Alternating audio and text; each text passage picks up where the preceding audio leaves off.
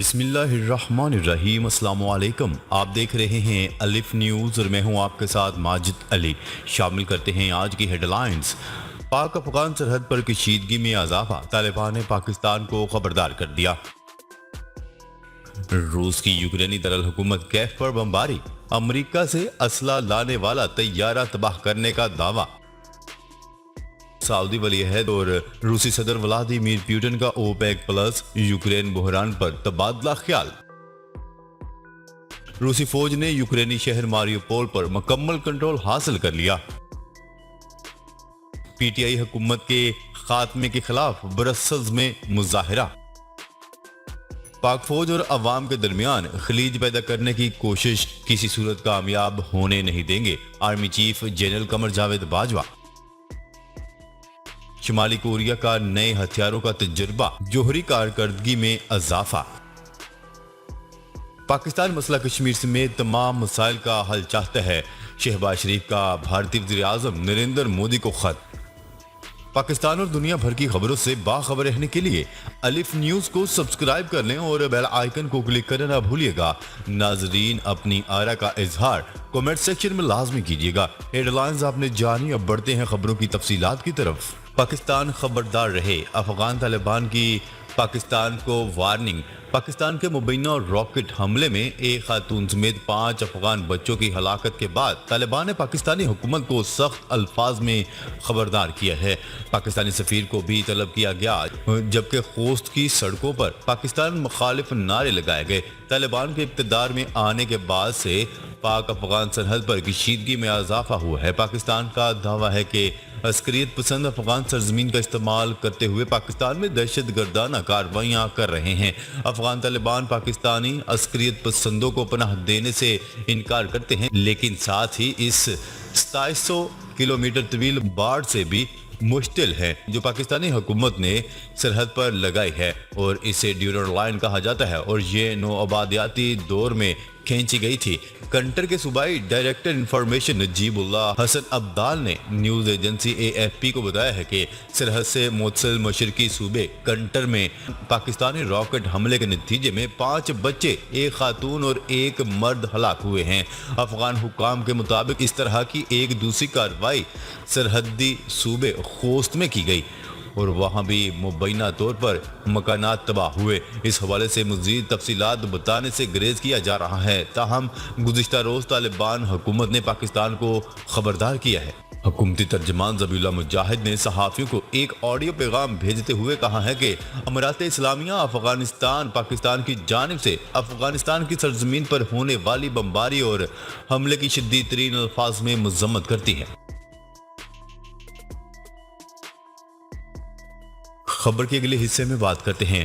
روس نے ماریوپول پر قبضے کے بعد دارالحکومت کیف پر بمباری شروع کر دی۔ روسی فورسز نے امریکہ سے اسلحہ لے کر آنے والے یوکرینی ٹرانسپورٹ طیارے کو بھی تباہ کرنے کا دعویٰ کیا ہے۔ روس نے ماریوپول شہر پر قبضہ کر لیا ہے، جبکہ یوکرین کا کہنا ہے کہ شہر میں موجود اس کے فوجی ہتھیار نہیں ڈالیں گے اور آخری دم تک لڑیں گے۔ کئی ہفتوں کے بعد دارالحکومت کیف میں بھی دھماکوں کی آوازیں سنی گئی ہیں۔ روس نے اوڈیسا شہر کے قریب یوکرین کا ٹرانسپورٹ طیارہ گرانے کا دعویٰ کیا ہے۔ روسی وزارت دفاع کے مطابق طیارہ امریکہ اور مغربی ممالک سے اسلحہ کی کھیپ لے کر آ رہا تھا۔ خرکیف ریجن میں بھی روس اور یوکرینی فورسز میں شدید لڑائی جاری ہے۔ خبر کے اگلے حصے میں بات کرتے ہیں۔ روسی صدر ولادیمیر پیوٹن اور سعودی ولی عہد شہزادہ محمد بن سلمان نے ٹیلی فون پر اوپیک پلس کے پلیٹ فارم سے مشترکہ تعاون اور اس سے برآمد ہونے والے مثبت نتائج پر تبادلہ خیال کیا۔ میڈیا رپورٹس کے مطابق کرملن نے ایک بیان میں بتایا ہے کہ دونوں رہنماؤں نے یوکرین بحران اور یمن کی تازہ صورتحال پر بھی بات چیت کی۔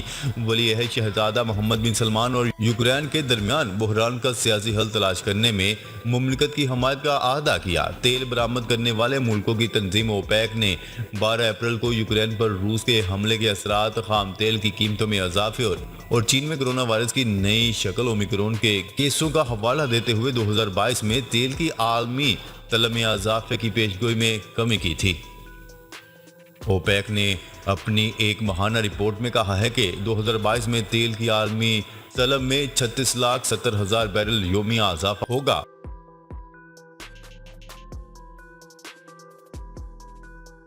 خبر کے اگلے حصے میں بات کرتے ہیں۔ روسی فوج نے یوکرینی شہر ماریوپول پر کنٹرول حاصل کر لیا۔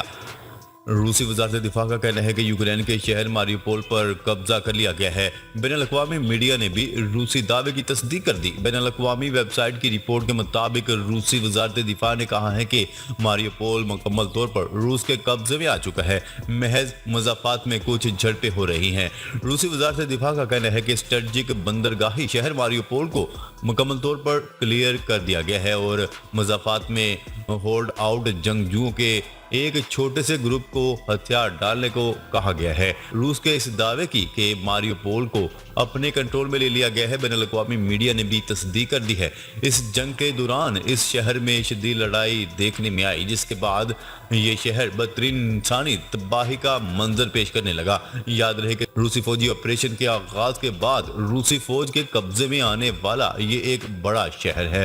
روسی وزارت دفاع کے ترجمان کا کہنا ہے کہ ماریوپول کے پورے شہری علاقے کو مکمل طور پر کلیئر کر دیا گیا ہے اور یوکرینی مسلح گروپ کے باقی بچنے والے فوجیوں کو اس وقت مکمل طور پر ناکہ بندی کر دی گئی ہے۔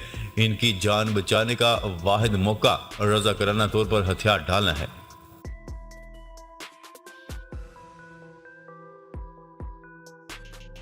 خبر کے اگلے حصے میں بات کرتے ہیں۔ پاکستان میں تحریک انصاف کی حکومت کے خاتمے کے خلاف یورپین دارالحکومت برسلز میں اوورسیز پاکستانیوں نے ایک بڑا مظاہرہ کیا۔ یورپین پارلیمنٹ کے باہر منعقد ہونے والے مظاہرے میں بیلجیم کے مختلف شہروں سے آئے پاکستانیوں نے سینکڑوں کی تعداد میں شرکت کی جس میں خواتین کی ایک بڑی تعداد بھی شامل ہے۔ اس مظاہرے کی خاص بات یہ ہے کہ لکسمبرگ سمیت ارد گرد کے علاقوں سے ایسی فیملیز کی ایک بڑی تعداد کی شرکت تھی جو آج تک کبھی کسی مظاہرے کا حصہ نہیں رہی۔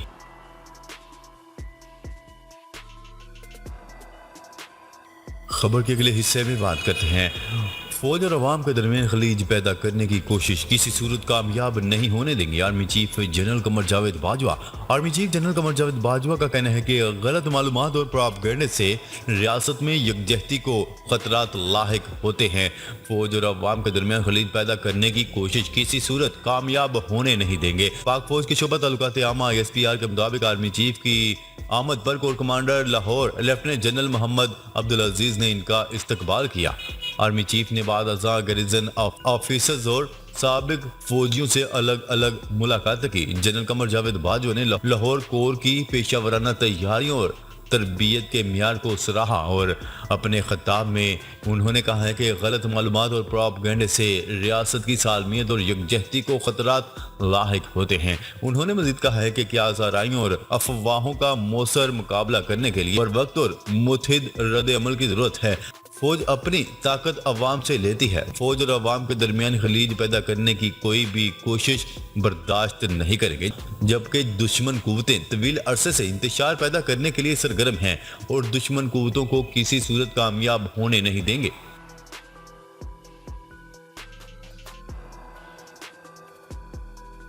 خبر کے اگلے حصے میں بات کرتے ہیں۔ شمالی کوریا کے رہنما کم جونگ ان کی نگرانی میں نئے ہتھیاروں کے نظام کا کامیاب تجربہ کیا گیا۔ سرکاری میڈیا کی رپورٹ کے مطابق تجربے میں ملکی جوہری ہتھیاروں کی کارکردگی میں اضافہ ہوگا۔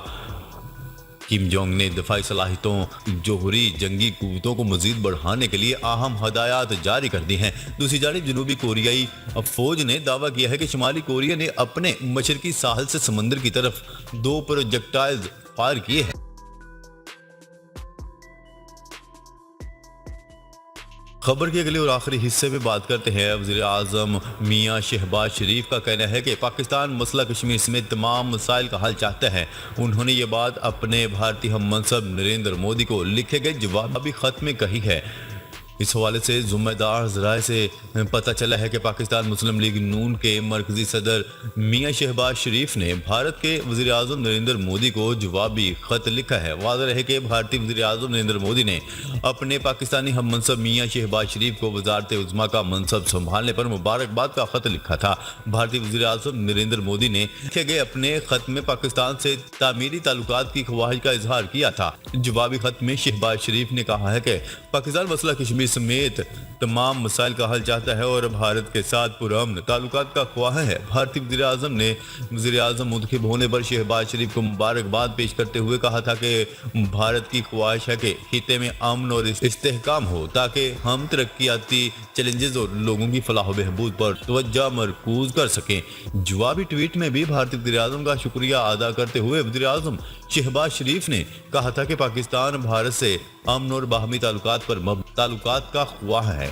ناظرین، اب تک کے لیے اتنا ہی۔ مزید خبریں لے کر بہت جلد آپ کی خدمت میں حاضر ہوں گے۔ تب تک کے لیے اپنا خیال رکھیے گا۔ اللہ نے کے بعد